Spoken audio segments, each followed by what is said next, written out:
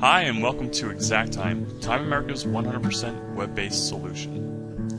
Well, since it's a web-based software, what that really means to you is whatever web browser you use to surf the internet, such as Microsoft Internet Explorer, all you have to do is simply enter in a URL.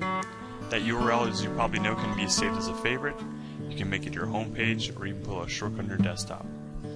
Once you do so, that will bring you to this login screen here. From this login screen, you'll simply just have to put in an ID and a password because your company ID will be pre-filled for you. Once you do log in, the employee will see their name located right up top here, and the action section is where all the action takes place. So we log in as we just did, and simply hit punch. That's all you have to do. The system's smart, so I've already clocked in this morning, as you can see here in my status. You can also see at any point in time when you are clocking in and clocking out, you can leave a note. So once you do leave your note here and you hit punch, that note then gets attached to your time card, which is right down here. The next section you see here is the message section. This is a nice little way for your supervisors or administrators to send a message to your employees. This allows them to inform them about a meeting maybe you have later that Friday, or simple enough as saying, hey, it's Joe's birthday, and tell everybody to say happy birthday to Joe. The section you see underneath here is the hours worked, and the hours worked is your time card. So you'll see a time in with your time out for your total hours for that day.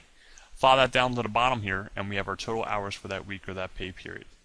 We have a couple different approval processes. You can do an employee approval, which you can turn on or off, and we also have a supervisor approval if you do decide to use a supervisor approval.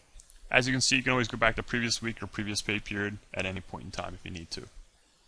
I'm just going to scroll down the screen here. If I scroll down, the next section you see here is our scheduled section. If you do use schedules and they change from week to week, you can show the employee their schedule here. They can also click on next week and next pay period to see what their schedule looks like into the future. The next section you see here is the pay adjustments field.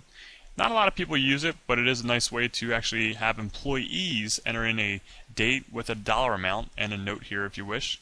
They may do a reimbursement, an expense account, any payable type that you wish. The next section you see here is the benefits, such as your PTO, sick, vacation, pay time off, personal days.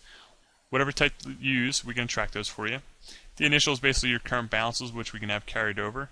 The granted, depending on how often you grant it to them, may be annually, per pay period, daily even. You can see what they've used, and most importantly, what their balance is. Once they do see what their balance is, they can then come here to the time off request section and go ahead and use some of that time. If they put in a date range for a couple days, they can go ahead and do so. What start time they may have, hours per day. They can simply leave you a note and tell you where they're going to vacation. They hit apply, and that whole request gets sent over to the administrator for them to then approve it. You can see the green checkbox for approval. Pending means obviously they haven't seen it yet or decide to let you go. Deny means you're obviously not going. And let's say you wanted 5 days of vacation, but your supervisor can only cover 4 days of your shift. He can give you a partial. And let's just say something happened and you couldn't take your vacation anymore. You can delete your request. This concludes our XactTime employee overview.